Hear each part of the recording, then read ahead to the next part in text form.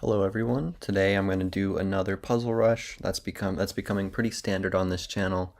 Is just to do a bunch of puzzle rush and have fun explaining all the way from the very basic tactics up to the really tricky ones. So with that being said, let's get started. I'm just going to make sure everything is looking good format wise. I think we're doing great. So I am going to go through probably the first 30 puzzles with relative haste because I'm getting tired of using all my energy to explain easier puzzles, and I think I have plenty of content on this channel already that does an excellent job at explaining those easier puzzles. So if you're looking for robust explanations of levels 1 through 30, I can refer to you to previous parts of the Level Up Your Chess Tactics videos. And with that being said, we're going to get started. So for every puzzle, I'm going to move through it quickly, but I'll be sure to point out the key patterns at play. So for your own study. So here we have the back rank mate, and we can exploit that with rook a8. Here, once again, our bishop is covering the role of keeping the king on the back rank, a weak back rank. King can't go anywhere. We exploit that with rook f1.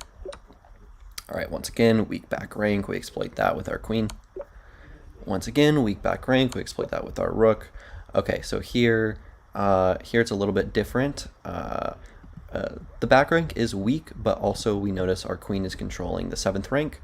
So if our rook controls the 8th rank, then it's mate. So this is called the ladder mate pattern whenever two heavy pieces, so queens and rooks, team up together to control the last two ranks on the board in order to deliver checkmate to the king. In this position, we actually will go into a different mating pattern because this sets up the initial mating pattern, but then rook f8, queen f8, and after queen f8, we checkmate because the king has nowhere to go. So, all right, in this pattern, I'm noticing the piece convergence right here. We can just exploit that immediately. We play queen f7, king d8, and then we just come in with our knight, and we deliver checkmate because we're controlling these two squares. All right, in this position, our bishop is doing a great job at controlling this diagonal, and we have this x-ray going on, and we have this e7 square accessible to ourselves. So we simply play knight e7, force the king away, after which we come in with our rook, the bishop blocks, and then boom, we take checkmate, goodbye, next puzzle. Okay, and this is just simple convergence, piece convergence. Bishop and queen converge on g2. So we just mate. Here we're converging on f7 similarly, so we just mate. Here we're converging with this battery. The bishop and the queen are on the same diagonal, which does not preclude the possibility of piece convergence. It's just a different type. So the queen can break through, supported by the bishop. Okay, in this position, we're controlling everything. We're controlling everything around the king, so we just bring our queen in a little bit closer, force the king over here. After which, what do we actually do in that position? Yeah, what do we do in that position? We just move our queen over, and this is a hook mate. When our knight kind of like knight and queen form the hook, which keep the king tied down. All right, so we have a rook right here, which is great. We can just bring our other rook in here, force the king over here, and potentially play for a ladder mate. Because then we force the king here, and then our rook comes down, and then that is checkmate.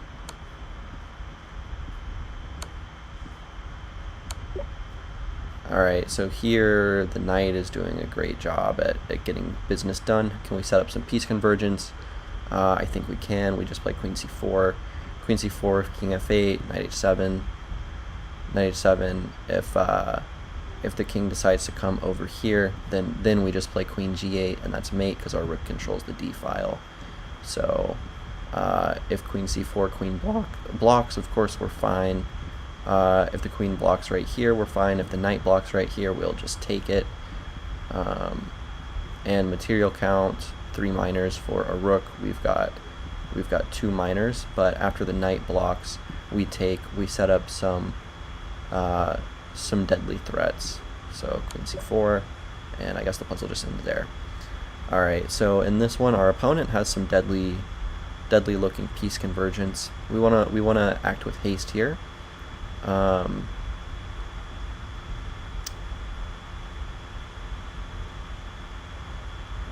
Yeah, so actually we look at this closer and we notice that after king f8, everything is intact, because if the queen comes down, we just take it with our queen, and if the queen comes here, we're guarding it pretty well. So we're actually not, this looks very scary, but the piece, our piece placement right now is actually totally chilling. What we can do is just take this rook.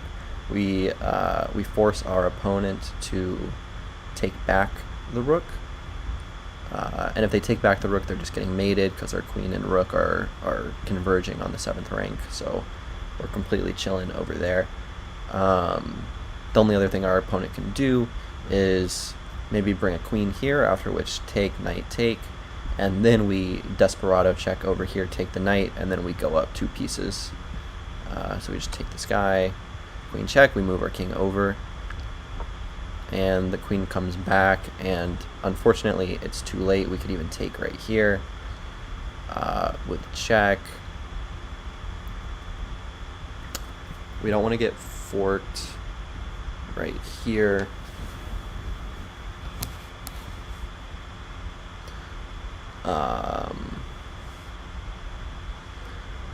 Okay, so let's be careful. Yeah, we come here, here. Our rook comes down. We force the king up here. After which, it seems like we'll have some possibilities to continue the game. So puzzle will probably just end after that. Yep. So okay, displaced. Not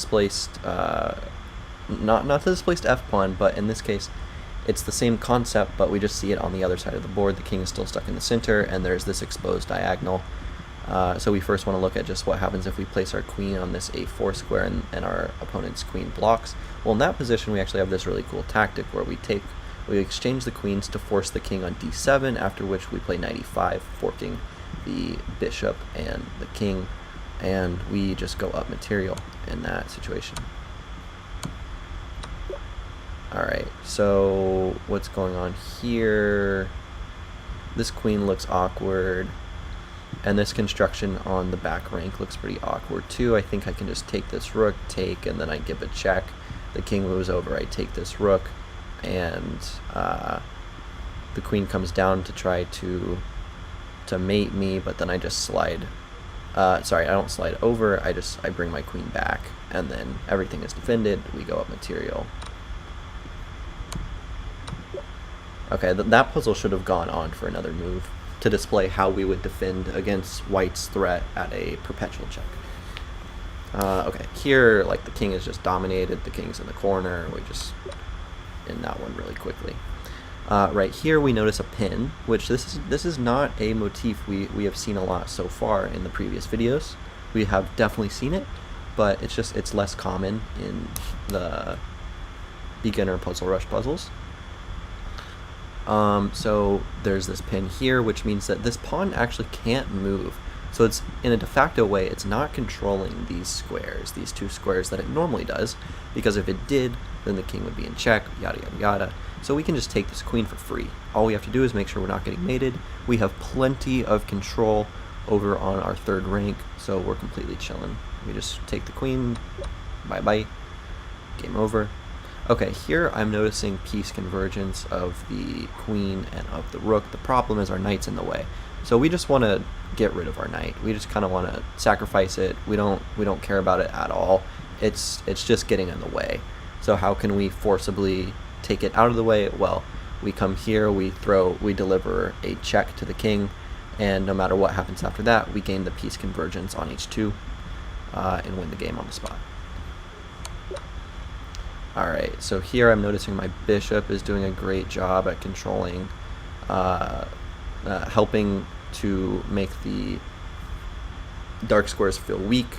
Dark squares point me to this bishop. I see this bishop is just hanging, and I see that after rook d8, can I draw this arrow? Rook d8, king f2, and rook d8 is clearly innocuous. Alright, over here our bishop is attacked. That doesn't mean we should move it, but in this case we actually should move it to force the king onto the into a weak back rank situation and then take the rook. How can our opponent avoid that situation? They actually don't. They actually can't avoid it at all.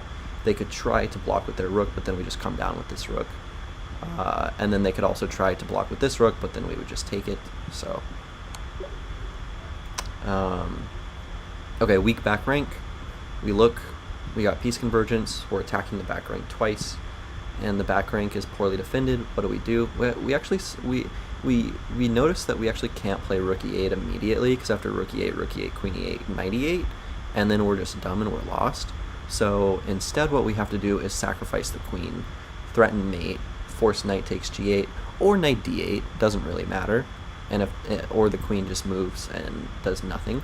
So we take, the knight takes, and then we play rook e8, and after queen d8, we just take.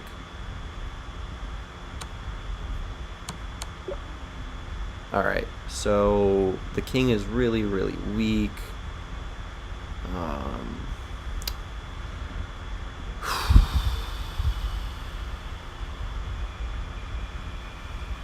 This one is unclear to me right now.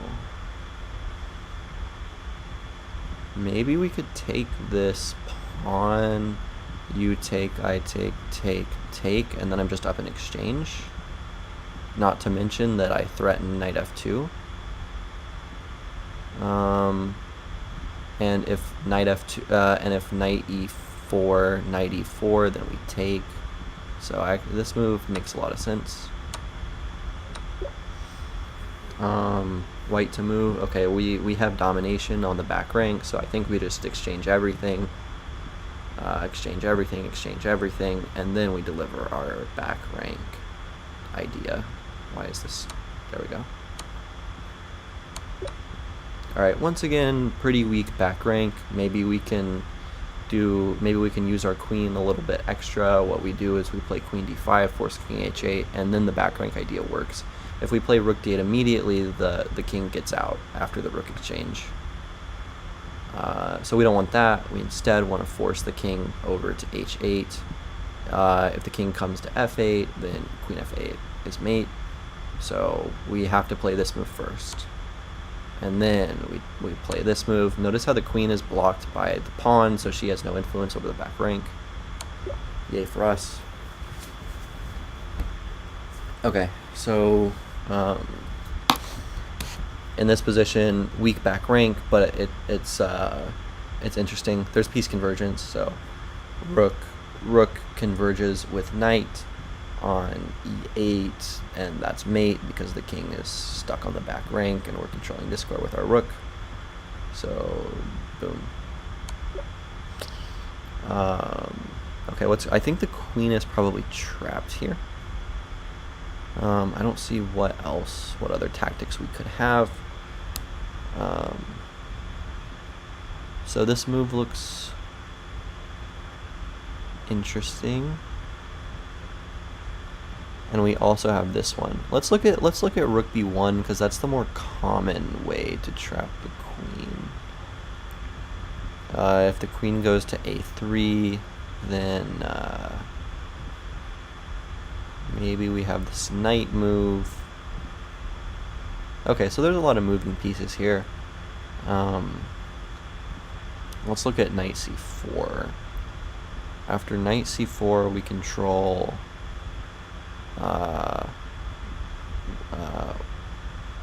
oh wow, yeah, that's great. Yeah, so we actually indirectly control all of the b file, even without the job of our rook. Because after knight c4, the queen obviously can't go to b3, can't go to b4, and can't go to b6. And if the queen goes to b5, then we have the clever knight d6 check, and after bishop d6 we pick up the queen. So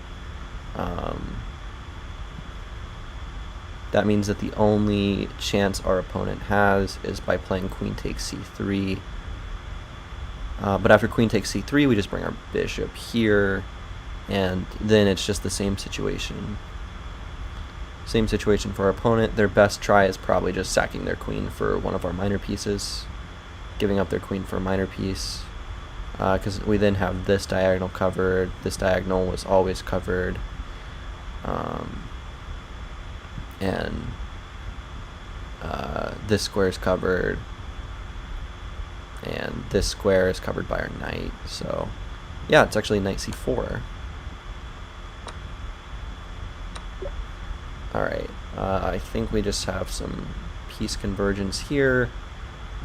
But this one is clever because we're going to have to throw in knight g3 because we take, then, actually wait, no, if we throw in knight g3 right now, oh, okay, not knight g3, instead we actually get a smothered mate. So we get a smothered mate, queen g1, rook g1, and then knight f2 is smothered mate because the king has nowhere to go, so our knight gets the business done.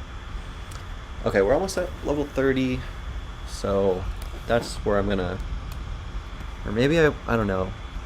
Yeah, that's where I'm gonna start explaining better. Okay, so black to move here. We gotta use our knights somehow. We already have this square controlled, so the king has nowhere to go. So that means that knight takes f2 is mate, so our opponent has to take the knight away, after which we just get to slide our rook down. Rook comes in, and then we take, and then we eventually get a mate. Okay, over here, I like this idea to force the king here, and then we fork the king and the queen, take, and all good things happen. We might even end up skewering that rook as well. Okay, so here bishop is controlling these squares. The king almost is weak on the back rank. We just need to bring our rook over to g5. After our rook goes over to g5, the king has to come here, bishop goes here, pawn blocks, take, and oops, take, and then you get mated.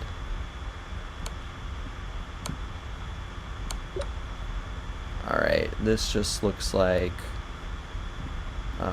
there is some piece convergence here, but it allows the bishop to take, and even if we play bishop takes, the queen is still guarding this square. Though, if we play g6 and allow this fork, and then the queen takes, we come here. No, I don't want to look into that just yet.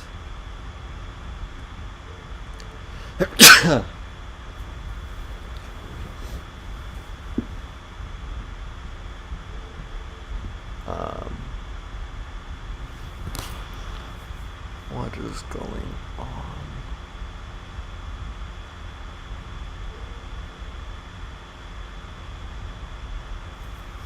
So if we play knight f2, bishop f2 is forced.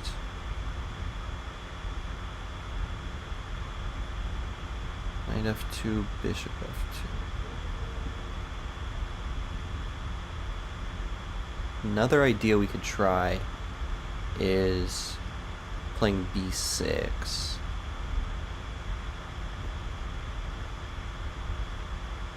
b6, if the bishop comes back here, then we would take,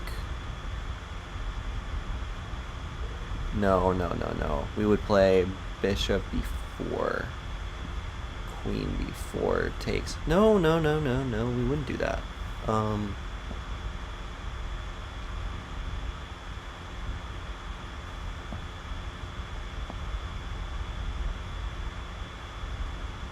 Okay, this one is being tricky. What other motifs do we see?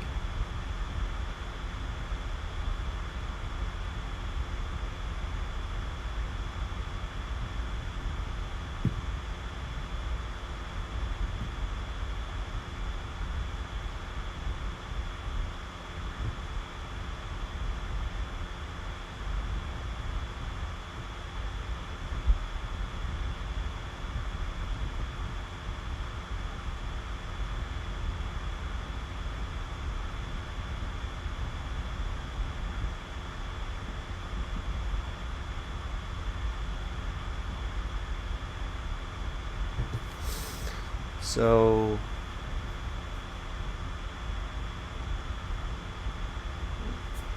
yeah, so queen takes f2, bishop takes f2. That does not work. If bishop takes on c4, am I already low battery? Wow. Okay, I need to plug in real quick.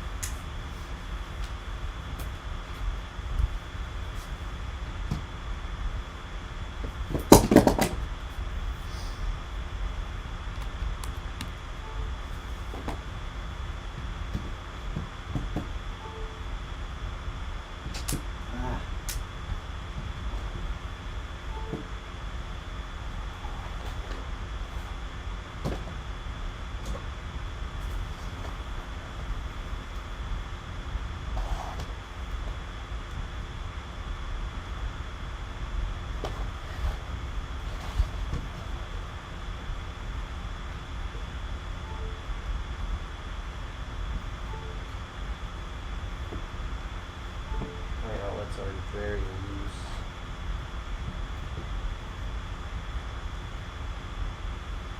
Okay. I think we're good there.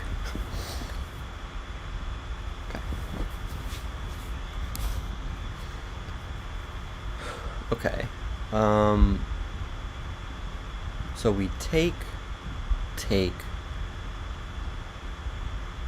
then we play b6. b6, the queen cannot go along this diagonal. Queen comes here, and we would take. So that's what it is.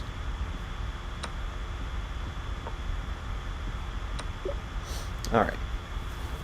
So,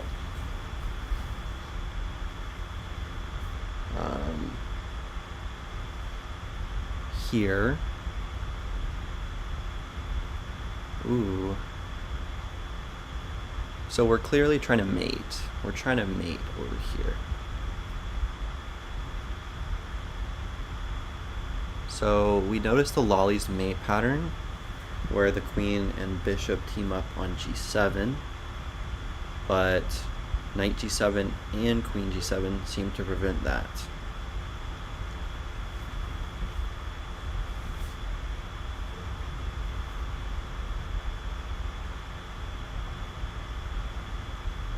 So the next thing I look at is we could take the queen, force knight takes, and then take this knight.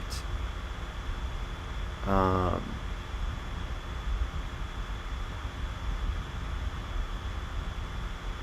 don't like that the knight... Okay, if the knight gave itself up, then we'd be fine. Yeah, so we would just take right here, force the knight to take, which leaves this knight hanging, and we'll be able to move our bishop very easily. Alright, so notice how the bishop controls the diagonal, which means that the king is tied down to the back rank, which means that we can just play queen f1 or queen c1. Queen c1, rook c1, rook c1, and that's me. Here I think we can just even come in like this, which looks devastating. King has got to go to one of these two squares. g6.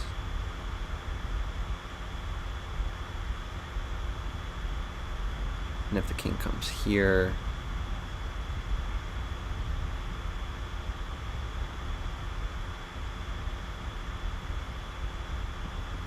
okay, what other ideas do we have?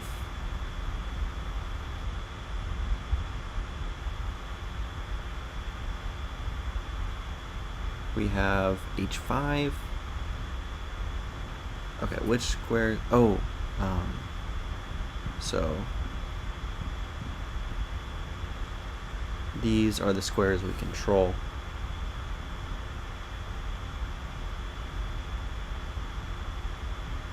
How do we add more?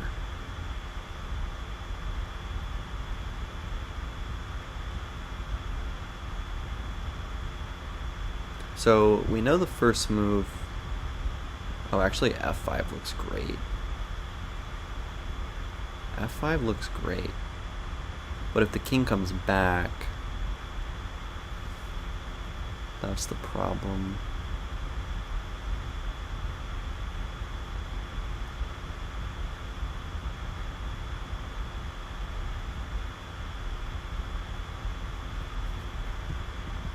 So we could also look at this one. But this looks most forcing.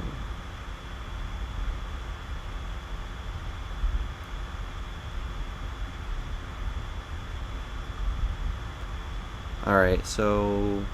Okay, so here, I'll start explaining better here. So, in these sorts of positions, like, the key thing is that our opponent's king is, like, in the middle of the board, which means we can often hunt it down and mate it through some construction. So, the most obvious check that we want to look at first is queen g2. After queen g2, the opponent's king is forced to either the h5 or the f5 square. I guess the opponent's king could also go to this square. But if they go to that square, then we would have a nice discovered double check, and the king would be mated, because our knight and our bishop control the squares really well. So if the king comes here, the question is, what do we do? Well, we just bring our queen in. We bring our queen in, and the king is mated. So that means that queen g7, queen g2 forces king f5. So the question is, what now? Well,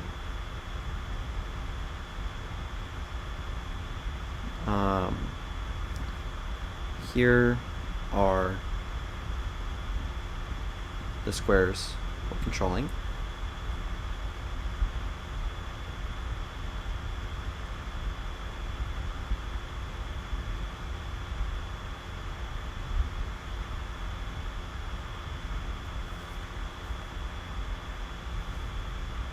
So g6,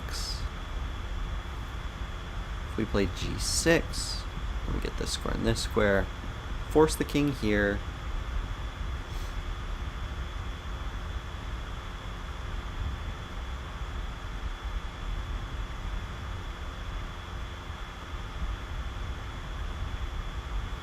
then we play f6, and then the king is mated. Okay, wonderful. Wow, I'm so surprised it didn't have us play out any sorts of lines. Okay, and after that tricky puzzle, we are confronted with a mate in 1. This construction, our bishop controls the light squares around the king and is supported by our rook. So all that's left is the dark squares, and in fact it's just these two squares, c1 and d2. So boom, our knight controls both of them simultaneously. Okay, so this one is a very good idea to know. So the idea is we have this triple piece convergence, because our queen, our bishop, and our rook all cover the h2 square, which is great. But oftentimes when we find that more than two pieces converge on a square, often clunkiness can ensue. It can be hard to find out how we coordinate these pieces. So,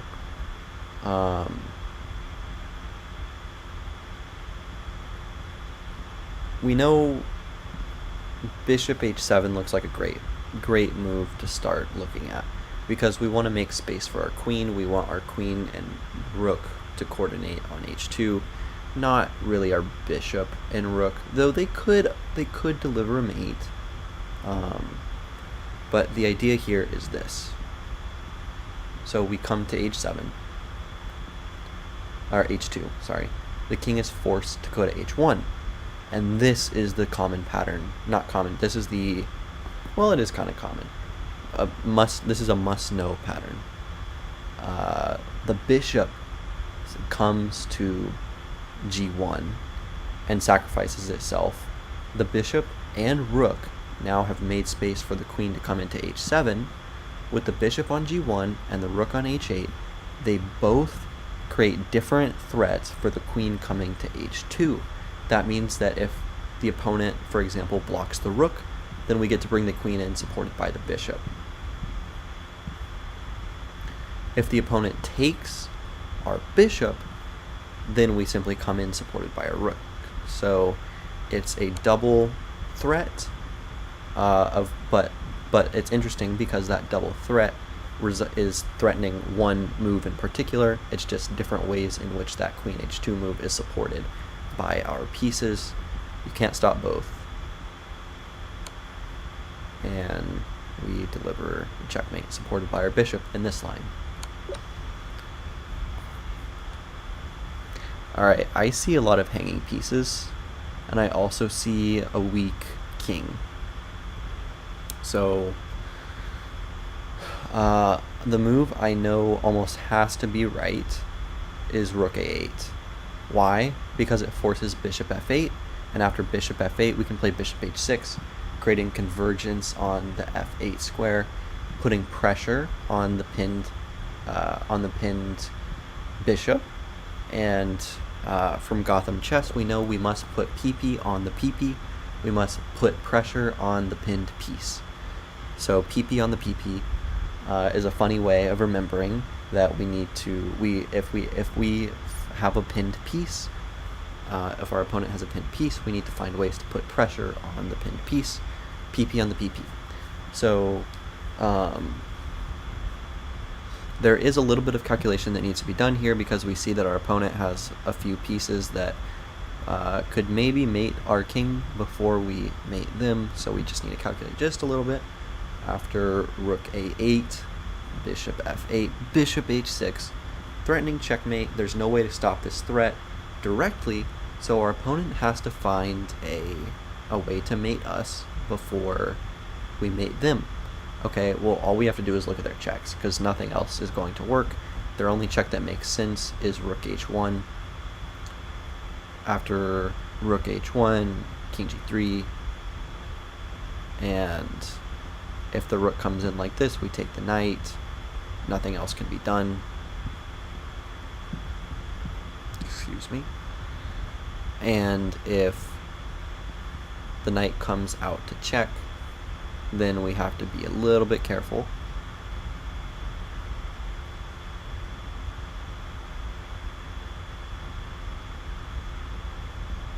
Believe we can just come here,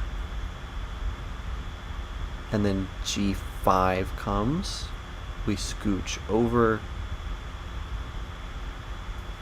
and then if the knight tries to come here, we take it with our bishop.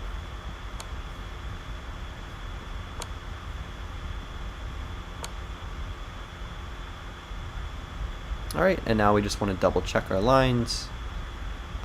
We have two options. And I believe I like this option because the only check it doesn't allow for any checks. No, it does. It does allow for one check. We'd actually just take it with our knight, and then we'd be scot-free.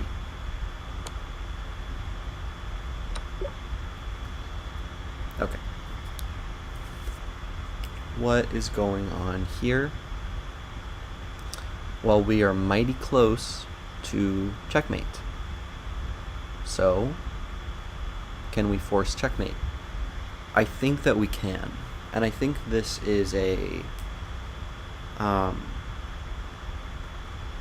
tricky puzzle because it requires a quiet move, and quiet moves can be scary because they're not the most forcing moves, but oftentimes you find that if you analyze a position deep enough, then you find that actually the quiet moves are the most threatening. It's just that their threats are, the reason they work is a bit deeper in the iceberg.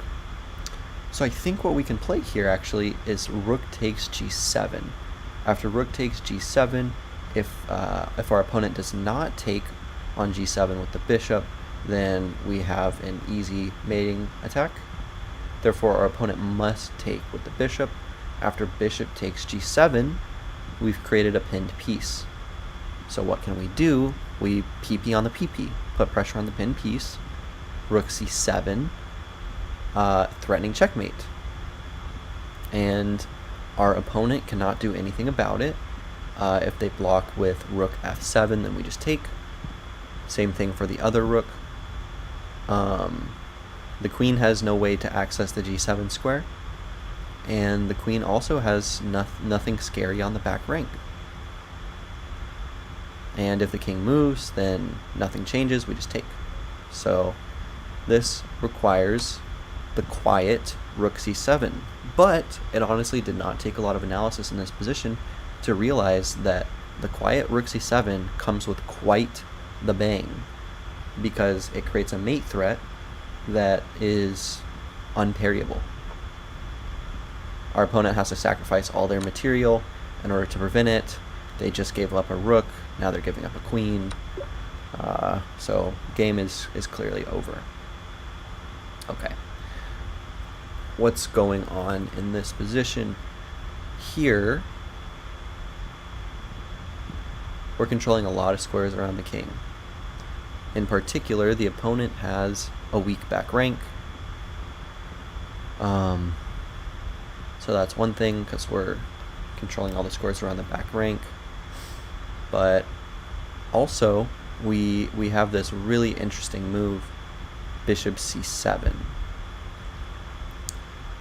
Bishop c7 forces king takes a7. And what do we then notice? Well, this is actually very important coordination to understand. Our bishop controls this square, and our knight controls these two squares, and the bishop controls this square. So in this construction, with the bishop on f7, or c7, and the knight on d6, they work together in a really nice way, where they form this fence, and so the king is then trapped on the a file. Okay, well, what's the stock standard way to exploit that? We just play rook a8, and after rook a8, bishop a2, or sorry, rook a1, bishop a2, rook a2, the game is over. So it's this really interesting rook sacrifice that sets up this barrier, and forces the king onto the a file, and then we simply exploit that with rook a1, bishop a2, rook a2. And that's it.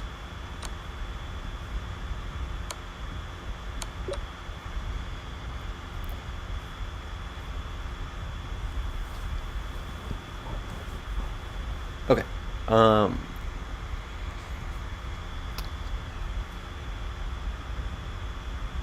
So what do we have going on here? We've got a really nice opportunity in this position. We have two really strong opportunities. We have two options for a double check. Double checks are the most forcing moves in the game, so obviously we want to start there, and I'm pretty familiar with this construction, with the bishop controlling this key diagonal for the king, forcing the king to the corner. Oftentimes we'll sacrifice a knight on the g file in order to open up the h file and bring in the queen and deliver a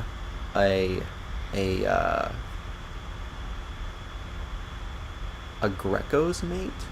I think that mating construction where the bishop keeps the king in the corner, and then we have a rook or a queen coming onto the file to finish things up.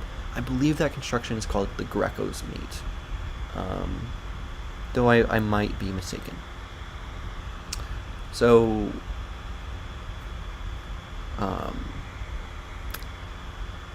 all we have to calculate is are the moves. Normally, this bringing the knight to the e file tends to work better in these sorts of positions, so I'm just going to calculate that one first. It's a double check, so the king is forced over to h1, and then we play knight g3, stock standard plan. The king has nowhere to go.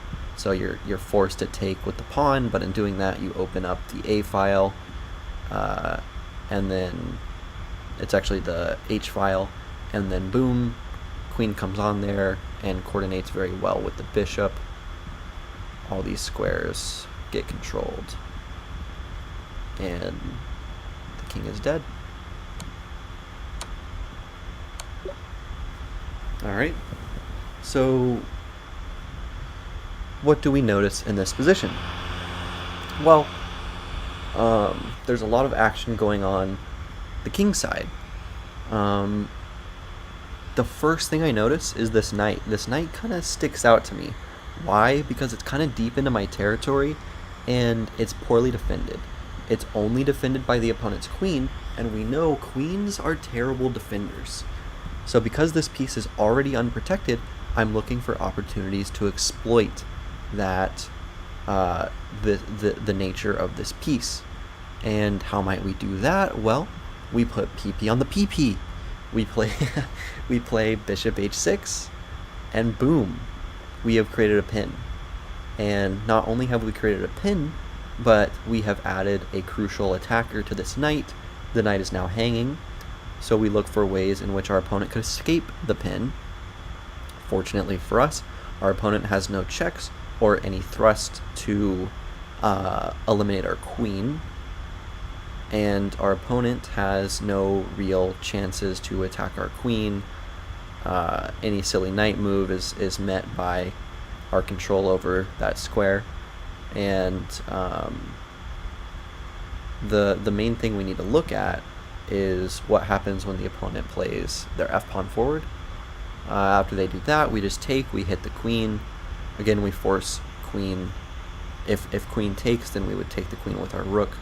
If rook takes, then we could just continue snatching off this guy, and then rook takes, this guy gets replaced. So the moral of the story is put PP on the PP. In this position, we do want to be a little careful, because if we make the mistake of going to h8, then this move comes, and then our king is forced up here, and then the queen comes in, and we actually just get mated. So we have to go to g7. And in this position, we would just take the knight with our bishop. The queen is still hanging. So then we win more material.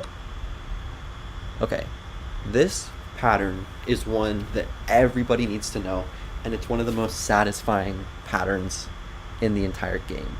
And that is this construction, where we have a queen, then a bishop, and then a rook lined up on an open file near a restricted king. Whenever this happens, whenever this construction happens, we can sacrifice our queen on d8, force king takes d8, and why have we done this? We've done this to set up a double check. So by playing bishop to a5, we check the bishop with our, we check the king with our bishop and our rook, forcing the king to one of two squares. The king can either go to c8 or e8. In either case, we bring our rook down to d8, and that is checkmate. So this is a really must-know pattern for everybody, and it sticks with most people because, or at least it sticks with me, because it's just so satisfying to play.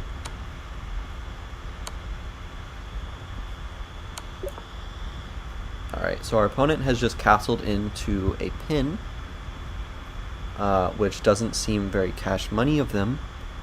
If we count up the material, we have, we're down a piece, but I think we'll be able to make up for that.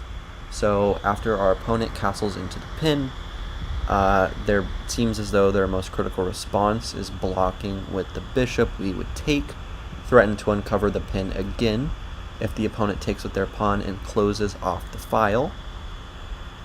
Then the question is, what can we do?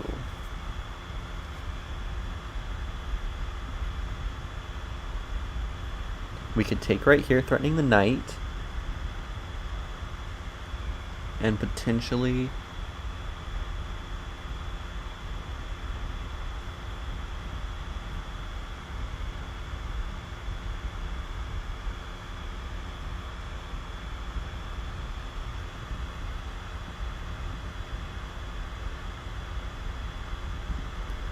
So after rook c8,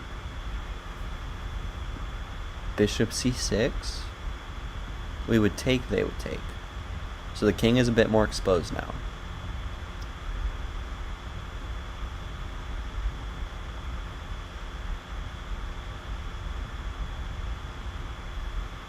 I like the idea of taking this pawn, activating the knight, threatening this knight, so the knight would have to go back, or they would counterattack. I'm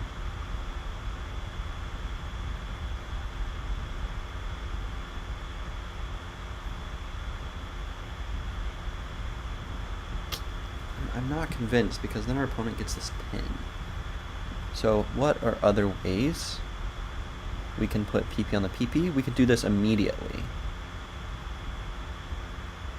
We could play this move immediately. And then, oh, we would hit the queen. Okay, so there's quite a bit of potential here. Do we hit the queen first is the question. If the bishop blocks,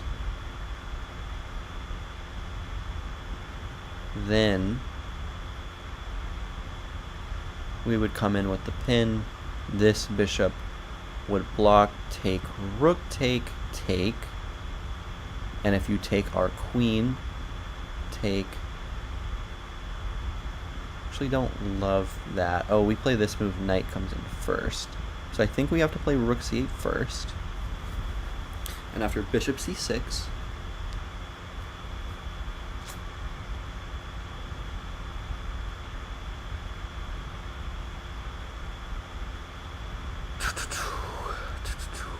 oh, let me change this formatting. We're running out of room to account for the puzzles we've solved. That's okay, that's okay. It's too much work to fix it.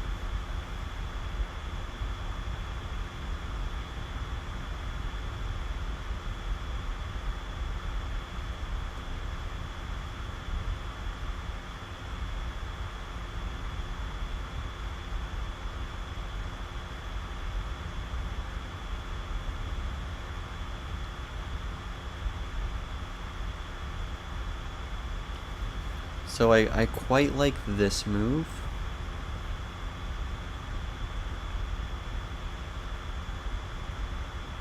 But maybe it allows the opponent too much counterplay.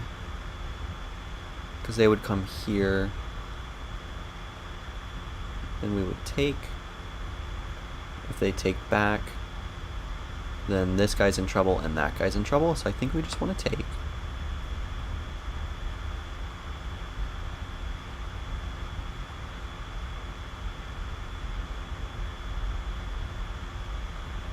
The question is, what would we like to do now?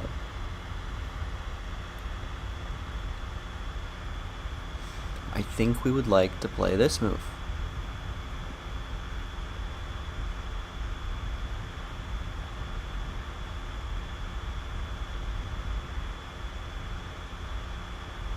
But then we would have to look at queen e2, or queen d2. We'd have to look at queen d2.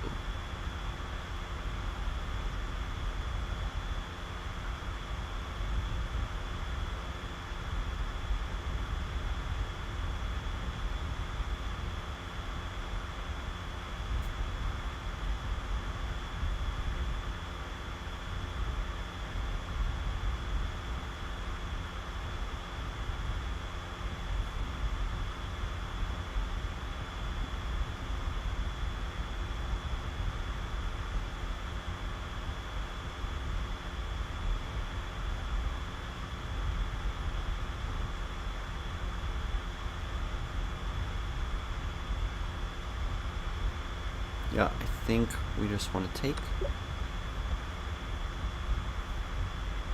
Okay, so what is going on now? Well, we're kind of getting attacked, but our opponent is, their king is in the center, and there are a lot of appealing checks to be played.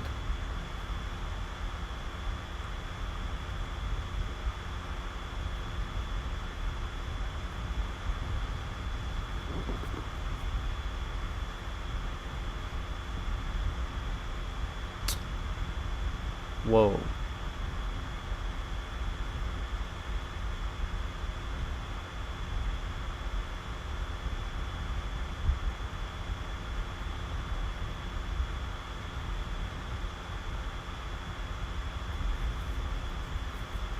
All right, we really have no other choice than to play queen c2.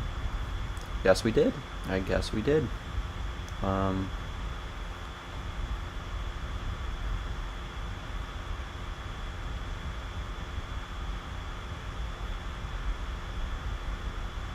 We could have also taken the knight with a pawn. Okay, we'll have to go back into that one. All right, here the solution looks interesting. Actually, this looks a bit better. Keeping control of the 7th rank, forcing the king to d1. Then we come in with the queen, and we just mate.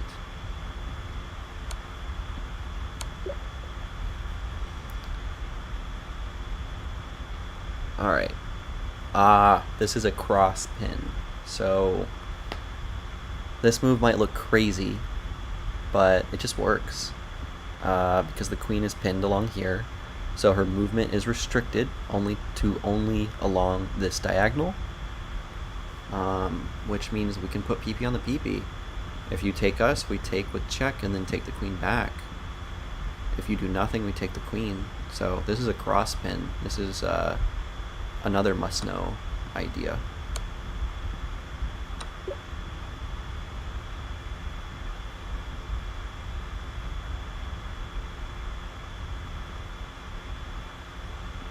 I'm liking the idea of rook g5, fg5, queen f7, king takes, and then our rook comes over, joins the party, you come here, and then I kill box you.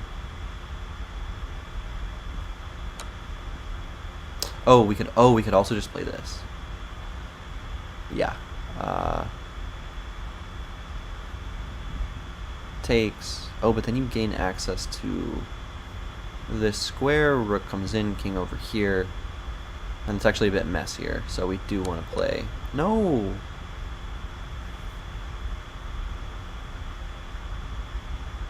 Yeah, I need to be a bit more patient on those ones. Alright. It's fine though. So what's going on here? A sacrifice, it seems compulsory. We could also play this move.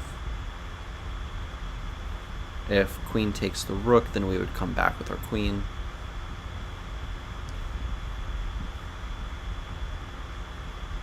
If the knight comes over here, then we would mate here. This is just a really nice move because it threatens two mates at once. Wow. Alright, so let's first look at this one. And then this one. And then this one, paying special attention to the opponent's defenses. Actually, let's start with the one that we were on first.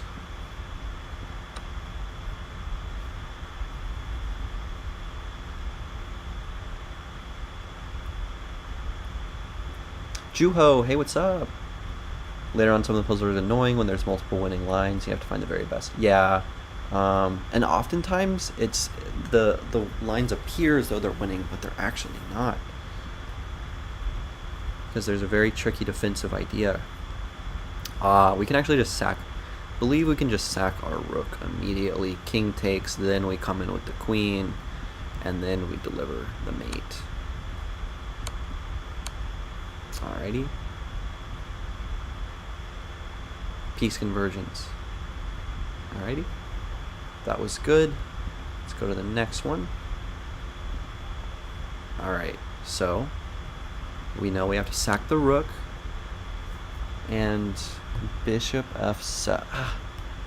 I liked queen f7. King takes. Rook comes in. Oh, the problem is that the rook is simply blocked. So we want to keep our queen on f4 in order to help control this square. The problem, though, is what if the king just comes up? Ah, then we just play queen g6. If the king takes... No, wait, sorry. The king cannot come up. Sorry, the king takes here. Then we just bring our queen in to f6. Got it. Got it. So I need to be a little bit more patient. And boom.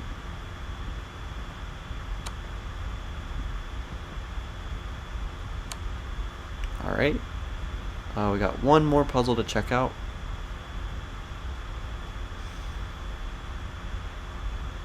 We also have the idea of bringing our bishop into the attack immediately. We control these two diagonals. So the king is forced to one of these squares. If the king comes here, we can probably just start rolling down the diagonals, mowing down the diagonals. If the king comes here, it's supported by our bishop. And then supported by our other bishop. Okay, so it's definitely just mowing down these diagonals. Understood. So we're controlling all of these squares right now. If we bring our queen in immediately, king comes over here. Check. This feels redundant. King is forced here. Then bishop comes in. Knight blocks, and then we take. Okay, alternatively, we have this idea when the knight just blocks. And we can't play this because knight takes. So we do indeed want to play queen b1. Alright, now let's go on to the difficult puzzles.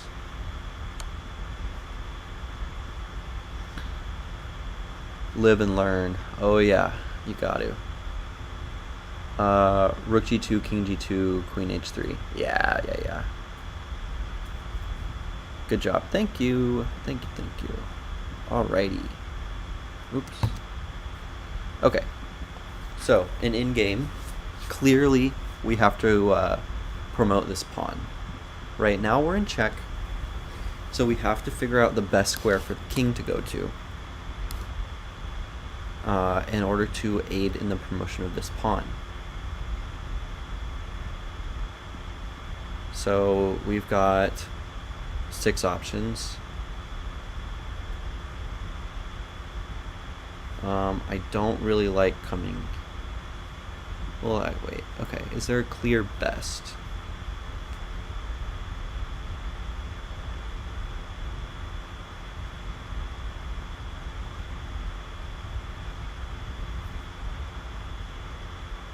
Where does our king want to be?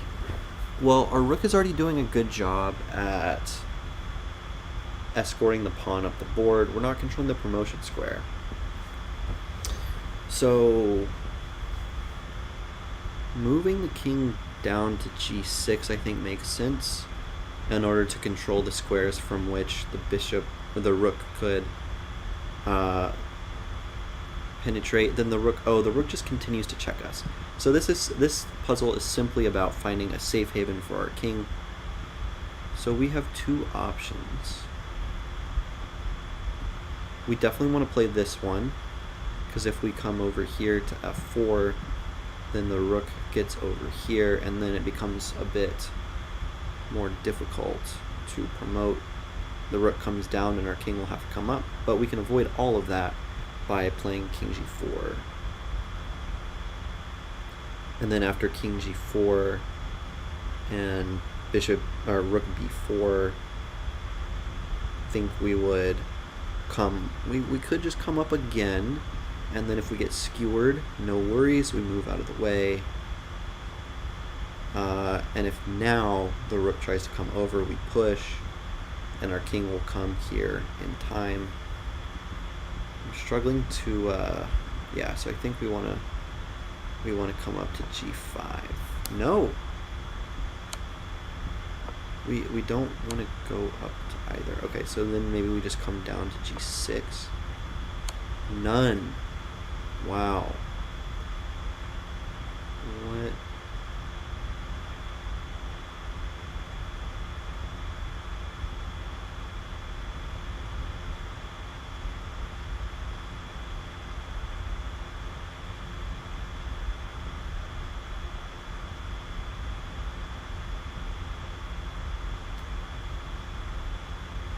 I don't understand white's idea. I mean, it's probably like if they move the rook down here.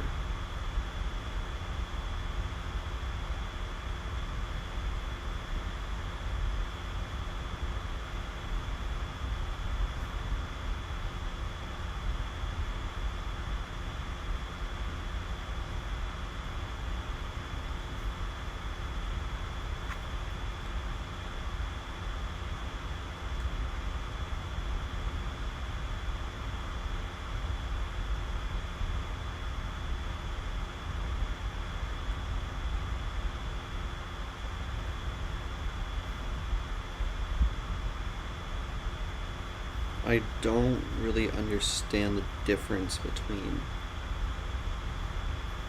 these two moves.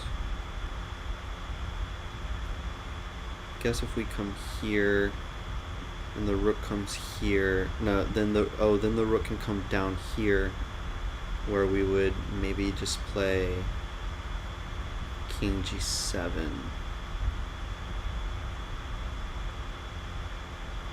And then if we get checked out the wazoo,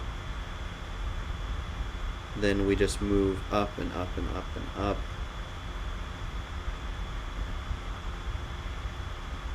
Yeah, I'm just going to analyze this one. I'm just going to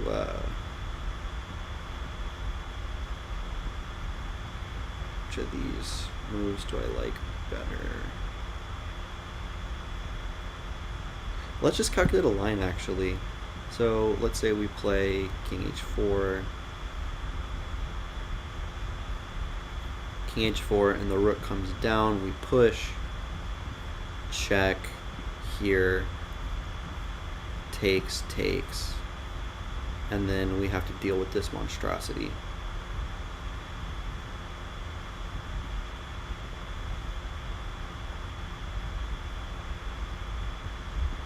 Did I already try this one?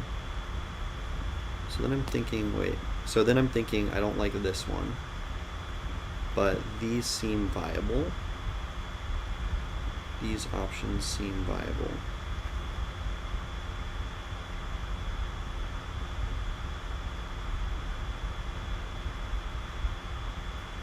Okay, if we go here, probably similar ideas. The rook comes down and threatens the skewer after we push.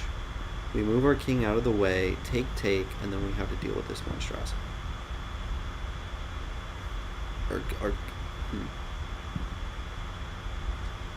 So then, if we go here or here, then the rook gets to come here, and then the same thing. If we go to h6 and the rook comes down, then maybe we can come... Oh! If we go to h6, then we are able to block checks with our rook. So either of these squares allow us to block checks with the rook. So if the rook comes down and we're here, it's a complicated situation. If we come here and the rook comes down, we just come here. Then the rook has no points of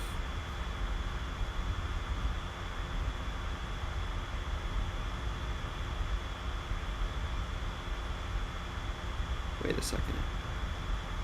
We come here, you come down, and we go here, and then you come back to where you were. You're threatening skewer. Maybe in that position, we bring our rook down so that we can block checks here or here. And then I don't think the rook has any counterplay. We go to h6. If the rook comes down here, we just bring our rook down to g7. The rook has no way to access this pawn, and the rook has no way to access my king. Because if I get checked like this, then rook blocks. If the rook moves out of the way, then I push, rook comes up, then I move my king, the rook blocks, then I just use my king, rook sacks itself. But then we're in a similar situation.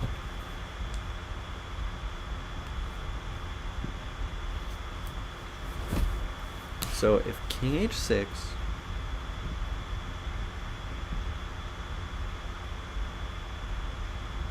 let's say we go here or here. No. Okay, what about king h4? If you do that, I go here. No. You do that, I come down maybe. So then if you come here, we do this.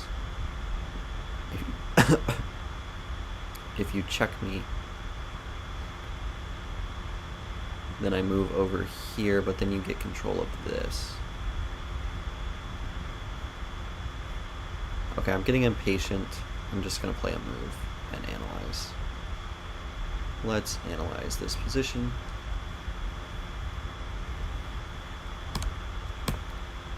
Okay, so king h4. First of all, let's look at king h6 because we spent a lot of time on that. So the rook comes down. Rook g5. King a4. Rook h5. But then we get skewered.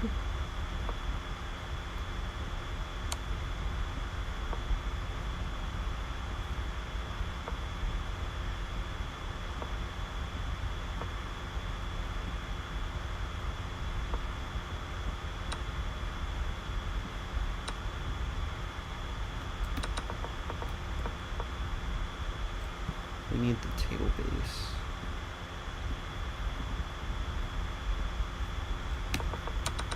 Okay, so then there's some counterplay, right? There's some counterplay. So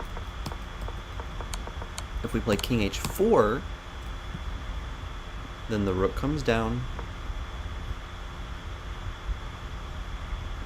Rook g5 comes with tempo. Rook g5 comes with tempo. Doesn't really matter where the king moves.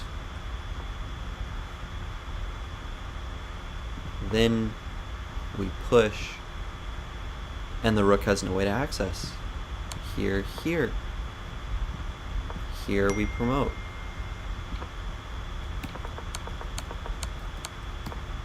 This idea of king h4. So the rook coming down doesn't work because we play this rook move with tempo. King b6. That engine says that's best. I don't really get it.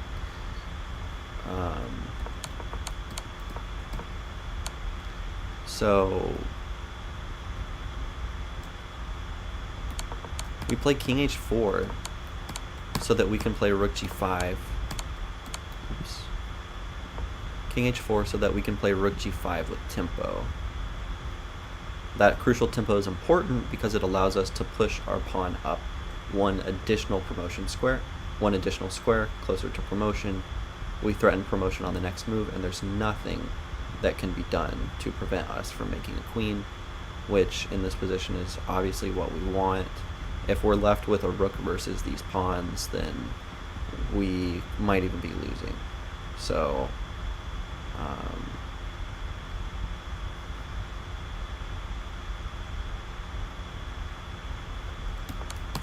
king h4. The rook comes down, then rook g5. Of course, if the rook blocks, then we just push our pawn. Wow, what an excellent puzzle. Okay, I am going to call it here for now. I've got to go tend to some things, and then I'll be back maybe. Let's see, Juho. King h6, I feel, because we can block the rook and perhaps try to get the rooks off. Yeah, I liked King h6 too. They can't block with the c pawn. Yeah, so yeah, the issue is we can't stop the 3 pawns. Yeah, we had to somehow find a way to get a queen. Very tough puzzle. These rook in games tend to be a headache. Yeah, rook in games tend to be very complicated, with lots of just maneuvering and some checks thrown in, some forcing ideas, just a lot. But hey, thanks for stopping by. I'm going to call it here. And yeah, catch me streaming later today or tomorrow.